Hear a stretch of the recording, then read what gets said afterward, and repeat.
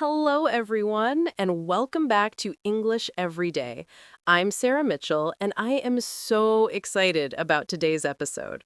And I'm David Chen. Sarah, this topic is absolutely essential for anyone wanting to sound natural in English. It really is. Today, we're talking about how to express your opinions, agree and disagree politely, and even debate like a native speaker without sounding rude or aggressive. This is such an important skill because in English-speaking cultures, we're constantly sharing opinions about movies, food, politics, work decisions, everything. Exactly.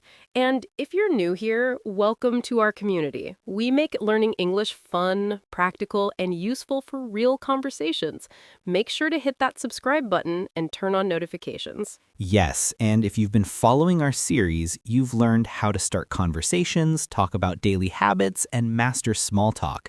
Now we're taking it to the next level. Because once you can start a conversation, you need to know how to actually participate meaningfully, sharing what you think, agreeing and disagreeing, backing up your points.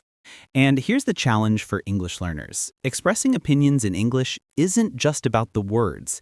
It's about tone, softeners, and cultural understanding. Right. In some cultures, directly disagreeing is considered rude, but in English-speaking countries, respectful disagreement is totally normal and even encouraged. So grab your favorite drink, get comfortable, and let's learn how to express yourself confidently and naturally. And before we dive in, if you're already finding this valuable, show us some love with a quick like. It really helps us reach more learners like you. All right, David, let's start with the elephant in the room. Why do so many English learners struggle with expressing opinions? Oh, there are so many reasons. First off, the fear of sounding too direct or rude. In English, we have this delicate balance between being honest and being polite. Yes, you can't just say, you're wrong. That sounds super aggressive. But you also can't stay silent when you disagree, because then you seem disengaged. Exactly. And then there's the cultural aspect. In some cultures, disagreeing with someone, especially someone older or in authority, is really taboo. But in English-speaking workplaces and social settings, sharing different viewpoints is seen as collaborative and valuable. Right. Another challenge is vocabulary. You might know how to say, I think, but that's just one way to express an opinion, and it can sound repetitive. And let's talk about confidence. Many learners are afraid their opinion isn't good enough or that their English isn't perfect enough to express complex thoughts. That's such a common fear. But here's the truth. Native speakers respect when you share your perspective, even if it's expressed simply. Absolutely. And sometimes learners don't know how strong or weak their language is. They might use phrases that sound way too forceful when they meant to be gentle. Or vice versa. They use such weak language that their opinion gets completely lost. So today, we're going to give you the exact phrases, the right tone, and the cultural knowledge to express yourself perfectly. Let's start with different ways to share your opinion, ranging from tentative to confident. David, give us the spectrum. Love it. Let's go from weakest to strongest, starting with tentative phrases. Use these when you're not super confident or want to sound humble. I might be wrong, but I could be mistaken, but I think this might sound silly, but I'm not entirely sure, but These are great for when you're new to a group or discussing something outside your expertise, but use them sparingly or you'll sound insecure. exactly. Moving up to soft opinions, polite but clear. I think, I believe, in my opinion, from my perspective, the way I see it, it seems to me that. These are your bread and butter. They're clear but not aggressive. Use these in most everyday conversations. Now let's go to confident opinions, strong but still respectful. I'm convinced that. I strongly believe. In my experience, I'm certain that. There's no doubt in my mind that. Use these when you have expertise or strong feelings about something, but still want to sound professional. And finally, very strong opinions. Use these carefully. I'm absolutely certain, without a doubt, it's obvious that, clearly, everyone knows that. Whoa, these can sound arrogant if you're not careful. Only use these for facts or when you have really strong evidence. Great point. Let me give examples of the same opinion at different strength levels. Go for it. Topic, remote work. Tentative, I might be wrong, but I think remote work could be beneficial for some people. Soft, I believe remote work offers great flexibility. Confident, I'm convinced that remote work increases productivity for most people. Very strong, it's obvious that remote work is the future of employment. See the difference, everyone? Same general opinion, but completely different impact. And before we continue, quick reminder, if you're learning something useful, hit that like button and subscribe to English Every Day. Now, let's talk about agreeing, because just saying yes or I agree gets boring fast. So true. Let's give our listeners a whole toolkit of ways to agree, from casual to formal. Casual agreement. Perfect for friends and informal situations. Exactly! Totally. Absolutely. For sure. You're so right. I couldn't agree more. That's exactly what I think. You took the words right out of my mouth. Love these. Especially, you took the words right out of my mouth. It means you were thinking the exact same thing. Now, neutral agreement. Good for most situations. I agree. I think so too. That's a good point. I see what you mean. You make a valid point. I'm with you on that. These work everywhere. Work, school, social settings. They're safe and clear. And formal agreement, perfect for professional settings. I completely agree with your assessment. I share your opinion on this matter. Your point is well taken. I concur with your analysis. That aligns with my thinking. I concur is super formal. Think business meetings or academic discussions. Now, here's a pro technique. Agreement with addition. You agree and add something new. Absolutely. And I'd also like to add, That's true, plus... I agree, and another thing is, Exactly, not to mention... this shows you're engaged and contributing to the conversation, not just nodding along. Let's practice. David, I think learning English through conversation is way better than just memorizing grammar rules. You're absolutely right. And I'd add that real conversations help you remember things longer because you're using them in context. Perfect example. See how David agreed and contributed something new. Okay, here's where English learners often struggle. Disagreeing without offending. This is crucial. In English, we use something called softeners to make disagreement less harsh. Right. You almost never want to say, you're wrong, or that's not true, unless you're in a heated argument. Let's start with gentle disagreement. Super polite. I see your point, but that's interesting. However, I understand what you're saying, but have you considered? I respect your opinion, though I see it differently. That's one way to look at it. Another perspective might be, Notice the pattern. You acknowledge their view first, then present yours. This is key. exactly. Now, polite disagreement. Clear, but respectful. I'm not sure I agree with that. I see it a bit differently. Actually, I think I have a different take on this. I'm afraid I don't quite agree. I'm afraid is such a British phrase. It softens disagreement beautifully. Now, partial disagreement. You agree with some parts. You're right about X, but I'm not convinced about Y. I agree up to a point, but that's partly true. However, yes and no. I see where you're coming from, but These are diplomatic gold. You're not completely shutting them down. And finally, strong disagreement. Use with caution. I completely disagree. I have to disagree with you there. That's not how I see it at all. I'm sorry, but that's simply not accurate. Even these strong disagreements start with softeners like, I'm sorry, but, to keep it respectful. Let me show the difference. Sarah, I think pineapple belongs on pizza. Oh no, here we go. Give me 3 levels of disagreement. Gentle. That's interesting. I've never been a fan myself, but I can see why some people enjoy it. Polite. I actually have to disagree. I think pineapple and pizza don't mix well. Strong. I completely disagree. Pineapple has no place on pizza. Perfect demonstration. And notice even the strong version isn't attacking me personally, it's about the pizza. All right, time for our favorite part, the fun segment. Today, we're sharing stories of opinion debates that went hilariously wrong. Oh man, I've got a good one.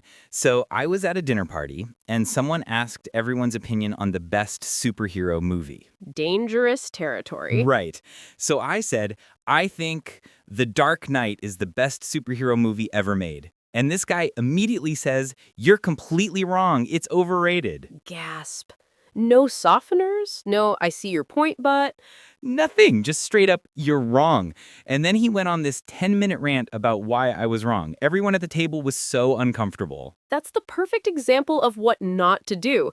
Even if you disagree strongly, you can't tell someone their opinion about movies is wrong. Exactly. The funny part is, later in the evening, he asked why everyone seemed annoyed with him. Zero self-awareness. Oh no. Okay, I've got one too. So I was in a work meeting discussing a project approach.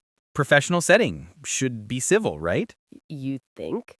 So I suggested an idea, and my colleague said, and I quote, "That might be the worst idea I've ever heard." In a meeting? In front of everyone! I was mortified. She could have said, I have some concerns about that approach, or have we considered the challenges with that? Right. There are so many polite ways to express disagreement. The best part is, after the meeting, my boss took her aside and explained that her communication style was too harsh. She genuinely didn't realize. These stories teach us that being right isn't enough. You have to express disagreement in a way that maintains relationships. Exactly. You can have the best argument in the world, but if you present it rudely, people won't listen. Okay, so you've stated your opinion. Now you need to back it up. David, how do we support our opinions effectively? Great question. You need to give reasons, and we have specific phrases for this. Basic reasoning phrases. The reason I think this is because, due to the fact that, since, given that. These are straightforward. For example, I think remote work is beneficial because it saves commute time and increases work-life balance. Now let's add examples and evidence. For example, for instance, take example for instance. Look at, studies show that, research indicates that, in my experience. These make your opinion way more convincing. I believe exercise improves mood. For example, studies show that 30 minutes of exercise releases endorphins. Much stronger. Now let's talk about logical connectors. Therefore, thus, as a result, consequently, that's why, this means that. These show cause and effect. Many people work long hours. Therefore, they have less time for healthy cooking. That's why convenient, healthy food options are important. See how that flows logically? You're building an argument, not just stating opinions. Another powerful technique, contrasting. On the one hand, on the other hand, while X is true, Y is also important. Although, nevertheless. Despite, however. This shows you've considered different perspectives. On the one hand, social media connects people globally. On the other hand, it can be addictive and harmful to mental health. That's balanced and thoughtful, much better than social media is bad. Here's something important. Conversations aren't monologues. You need to ask others for their opinions, too. Yes, this shows respect and keeps the conversation balanced. Let's give some great phrases. Casual ways to ask. What do you think? How do you feel about this? What's your take on it? Do you agree? What's your opinion? Am I crazy or... That last one is so natural. Am I crazy or is this restaurant overpriced? Right. Now, formal ways to ask. What's your perspective on this matter? I'd be interested to hear your thoughts. Could you share your viewpoint? How would you assess this situation? Use these in professional settings or when speaking with someone you respect. You can also ask for specific input. You have experience with this. What do you think? As someone who has blank experience, what's your opinion? You mentioned you've dealt with this before. What worked for you? This is especially good because you're valuing their expertise. And don't forget checking for agreement.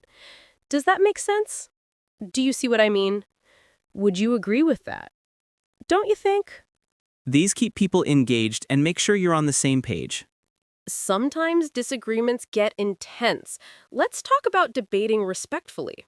This is advanced stuff, but super useful for work meetings, discussions with friends, or even online debates. First rule, attack the idea, not the person. Don't say, you're being ridiculous.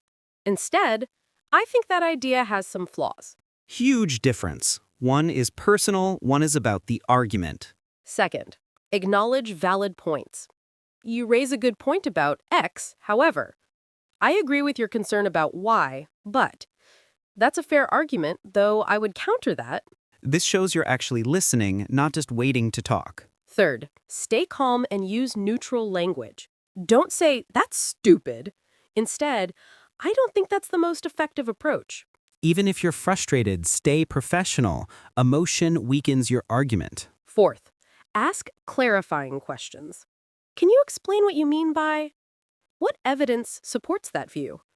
How would that work in practice? This either strengthens your understanding or exposes weaknesses in their argument without being confrontational. Fifth, know when to agree to disagree. I think we have different perspectives on this, and that's okay. We might have to agree to disagree on this one. I respect your opinion, even though I see it differently. Sometimes there's no resolution, and that's fine. Not every debate needs a winner. These keep people engaged and make sure you're on the same page. Let's talk about how opinion sharing differs across English-speaking cultures.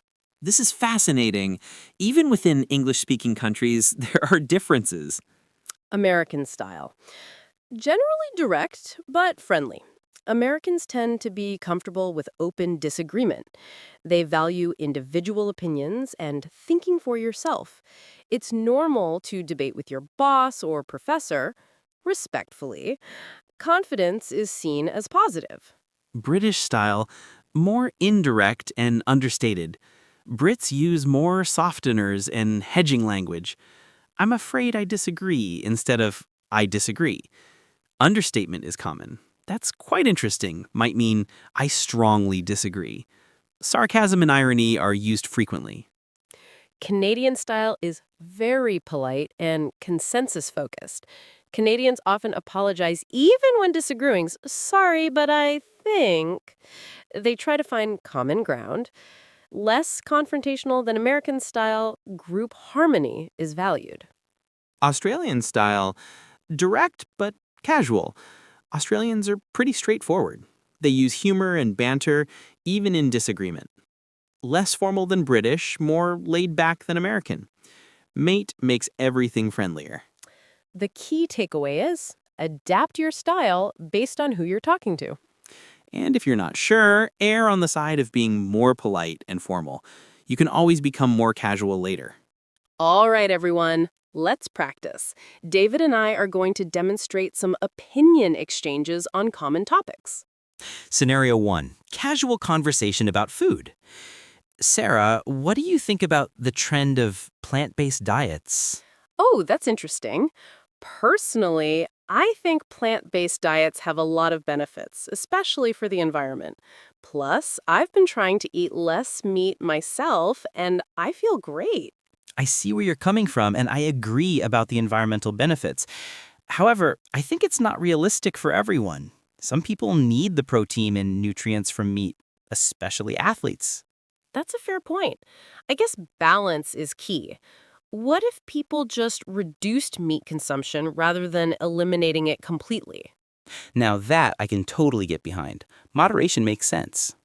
See how that worked? We had different views but stayed respectful and found common ground. Scenario 2, work meeting discussion. Sarah, what's your take on the new project timeline? Honestly, I have some concerns. While I understand the urgency, I think 6 weeks might be too aggressive given our current workload. What's your perspective? I hear you, and you raise a valid concern about the timeline. That said, I believe if we prioritize effectively and possibly get additional support, it's achievable. What if we break it into smaller milestones? That could work. I'd feel more comfortable with clear milestones and checkpoints. Can we propose that to the team? Absolutely. Let's draft that together. Perfect professional exchange. We disagreed initially, but collaborated toward a solution. Scenario 3, friendly debate about entertainment. Sarah, you've got to admit that streaming services are killing traditional cinema. Actually, I see it differently. I think streaming and cinema can coexist. They serve different purposes. Cinema is an experience, while streaming is convenient. I'm not convinced. Box office numbers have been declining for years. True, but haven't they rebounded post-pandemic? Look at recent blockbusters. They're breaking records. I think people still want that big screen experience. You know what? You make a good point. Maybe I was being too pessimistic. And you weren't entirely wrong. Streaming has definitely changed the industry. See how we went back and forth naturally? That's a real conversation. Okay, everyone, time to practice. We want you to participate. Go to the comments section right now and complete this exercise. We're going to give you an opinion statement, and we want you to agree or disagree, give a reason, use one of the phrases we taught you today. Here's the statement. Social media does more harm than good. In the comments, write your response. For example, I partially agree with this. While social media can be harmful to mental health, it also connects people across the world and enables important social movements. The key is using it mindfully. Or, I have to respectfully disagree. In my experience, social media has allowed me to maintain friendships and learn new things. Like anything, moderation is important. We'll read your responses and reply. This is a safe space to practice. No judgment, only learning. Wow, David, we covered so much ground today. We really did. Let's recap for everyone. Today you learned how to express opinions from tentative to confident, multiple ways to agree beyond just yes, how to disagree politely using softeners, how to support your opinions with reasons and evidence, and how to ask for others' opinions. We also covered debate skills for handling strong disagreements, cultural differences in expressing opinions, practice scenarios you can use as templates, the importance of tone and respect. Remember the golden rule. You can have any opinion you want, but how you express it matters just as much as what you say.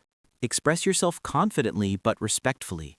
Listen to others genuinely and always be open to different perspectives. If this episode helped you, please give it a thumbs up. Your support means everything to us. And if you haven't subscribed yet, what are you waiting for? Hit that subscribe button and join our community of English learners. Don't forget to complete the practice activity in the comments. We want to hear your opinions. Next episode, we're covering telephone English, professional phone conversations made easy, perfect for work. Share this video with someone who's learning English. Learning together is way more fun. Thank you for spending time with us today. Remember, your voice matters and you deserve to express yourself clearly and confidently. Keep practicing, keep learning, and don't be afraid to share your opinions. I'm David Chen. And I'm Sarah Mitchell. And this has been English Every Day. See you in the next episode. Until next time, keep learning, keep growing, and keep speaking English every day.